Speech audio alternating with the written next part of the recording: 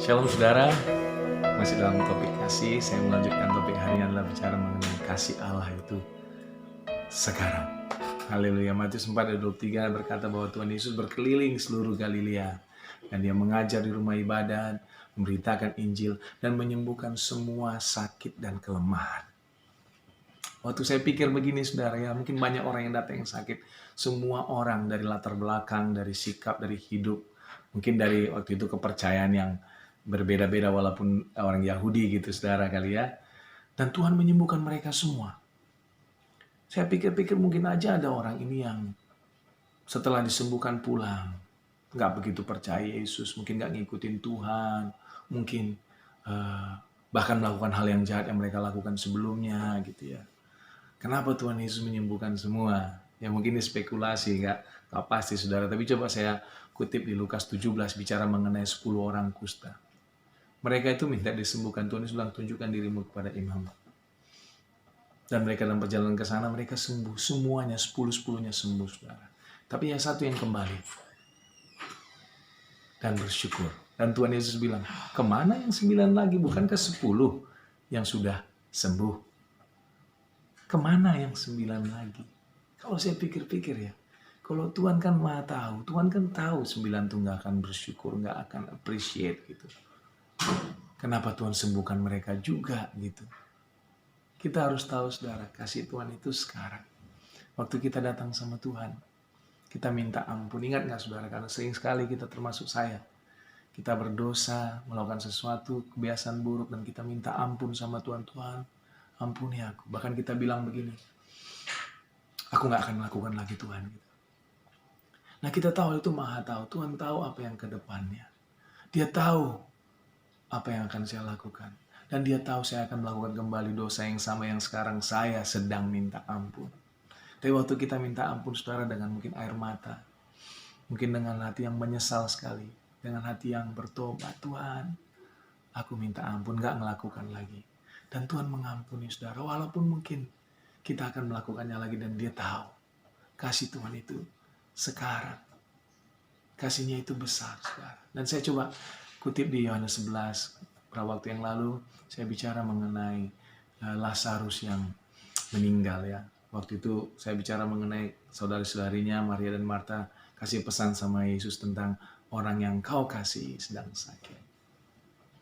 Nah di situ sengaja begitu menerima surat itu Tuhan Yesus sengaja tinggal 2 hari lagi di mana Yesus berada. Dan dia bilang begini, ini sakit penyakit ini nggak mendatangkan kematian, tapi akan bawa kemuliaan bagi Tuhan. Dan setelah 2 hari, Tuhan Yesus bilang sama murid-muridnya, yuk kita pergi ke Yudea lagi. Lazarus sedang tertidur. Muridnya bilang, kalau sudah tertidur ya, dia akan sembuh. Bukan, dia sudah mati, tapi nggak apa-apa. Syukurlah saya nggak di sana. Aku nggak di sana. Karena inilah saatnya engkau bisa belajar percaya, dia bilang sama muridnya. Waktu Tuhan Yesus sampai ke sana, kemudian Marta keluar dari rumah dan menjumpai Yesus. Ada berapa jarak jauh mendekati kuburan dari Lazarus gitu saudara ya. Dia menangis. Kemudian dia kasih tahu sama Maria. Maria datang juga menangis juga. Kemudian ketika Yesus melihat Maria dan orang-orang sekelilingnya itu menangis, Tuhan Yesus gundah gulana. Masyul hatinya. Dan ini mungkin kalimat terpendek ya di Alkitab yang berkata bahwa Yesus menangis. Jesus wept. Wow.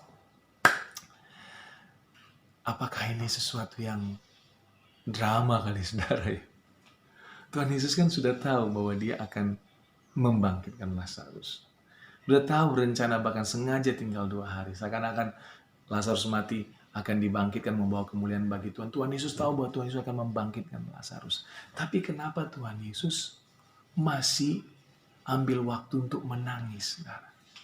Mungkin 5 menit, 10 menit kemudian, yang pasti di bawah sejam kemudian, Tuhan Yesus akan membangkitkan Lazarus. Tapi dia tetap ambil waktu untuk menangis bersama Maria, Marta, dan orang-orang sekeliling yang lagi berduka cita.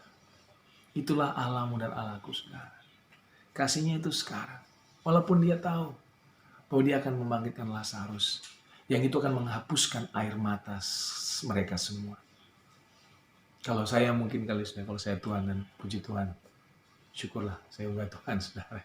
Saya mungkin akan bilang, tenang, tenang. tenang, jangan nangis, tenang. Lihat apa yang akan aku lakukan, gitu kira-kira saudara. Lazarus, bangun, gitu. Tapi saudara, Tuhan tidak begitu. Tuhan itu walaupun dia tahu apa ke depannya, dia lihat yang sekarang saudara. Dia lihat saudara, kau bergumul. Engkau mungkin sedang tertekan.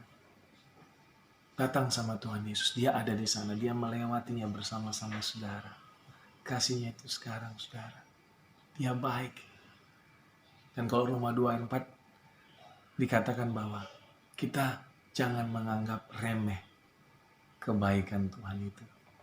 Karena semuanya itu hanya untuk membawa kita kepada pertobatan, saudara. Bukan karena Tuhan menganggap remeh hal-hal yang akan kita lakukan, hal yang sudah kita lakukan dan sedang kita lakukan, enggak. Tapi semua kebaikan itu kalau kita mengerti itu hanya membawa kita kepada pertobatan, kedekatan kepada Tuhan. Ingat, kasih Tuhan itu sekarang, saudara. Datang sekarang sama dia, bukan besok. Puji Tuhan, haleluya, Tuhan itu baik dan kasih setianya untuk selama-lamanya.